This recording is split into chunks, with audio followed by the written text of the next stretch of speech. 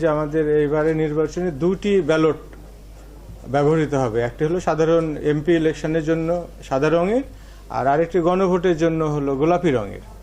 তো অন্যান্য প্রার্থীদের যেমন প্রত্যেকের নিজের নিজের প্রতীক আছে, যারা হয়তো পড়তে জানেন না তারা প্রতীক দেখে সিল দেন, ঠিক একইভাবে তাদের জন্য আমরা জানি যে এখানে গণভোটে দুইটি অপশন থাকবে, হ্যাঁ এবং না। তা আমরা হ্যাঁ এর পাশে টিক চিহ্ন দেওয়া আছে, এটি হলো প্রতীক। হ্যাঁ এর প্রতীক হলো টিক, আর না এর পাশে আপনারা দেখেছেন ক্রস দেওয়া আছে। তো এটি আমরা প্রচার করছি, আমাদের অনেক টিভিসি হয়েছে দেখছেন যে আমরা টিকের পাশে সিল দিব। এটি আমরা এভাবে প্রচার করছি যে যারা হয়তো লেখাপড়া এখনো জানেন না তাদের জন্য টিক চিহ্নটাই হচ্ছে যে হ্যাঁ এর প্রতীক।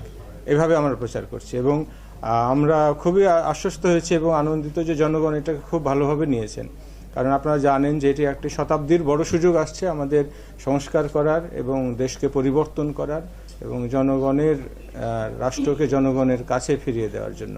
তো এক্ষেত্রে সংবাদকর্মী হিসাবে আপনাদের কাছে অনুরোধ, আপনারাও গণভোটের পক্ষে প্রচারণাগুলোতে করছেন আপনারা, আরেকটু আপনারা বললে মানুষ আরও সহজে বুঝে এবং আরও মানুষ সহজে এটাকে বোধগম্য করার ভাষা আপনারা বলতে পারেন।